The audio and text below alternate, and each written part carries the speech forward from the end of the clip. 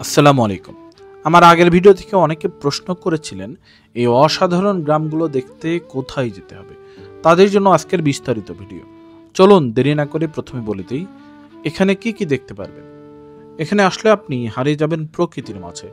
চারিদিকে শুধু পানির রাজ্য আর তার মাঝে ভাসমান ছোট ছোট গ্রাম। একদম ছবির মতো সুন্দর। আহা প্রকৃতি কি সুন্দর করে সাজিয়ে রেখেছে সবকিছু।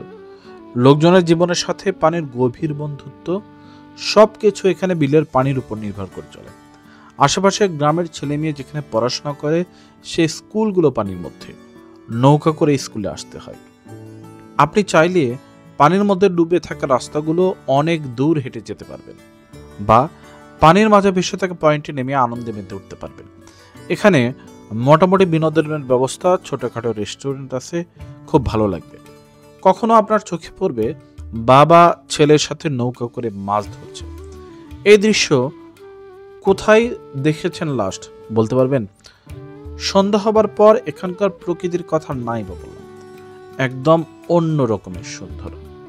দেখি মনে হয় আর কখনো এখান থেকে যদি না যাওয়া লাগতো।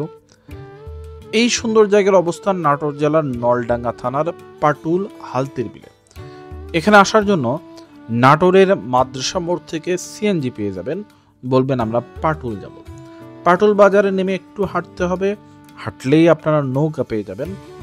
নৌকায় উঠে আপনি এই সুন্দর জায়গাটা ঘুরে দেখতে পারেন। ছুটির দিনে নৌকার রেট একটু বেশি থাকে, ছুটি ছাড়া দিনে নৌকার রেট কম। অবশ্যই দরদাম করে নেবেন, তারপর ঘুরবেন। আপনাদের আমন্ত্রণ রইল নাটোরের হালতির বিলে আসার জন্য।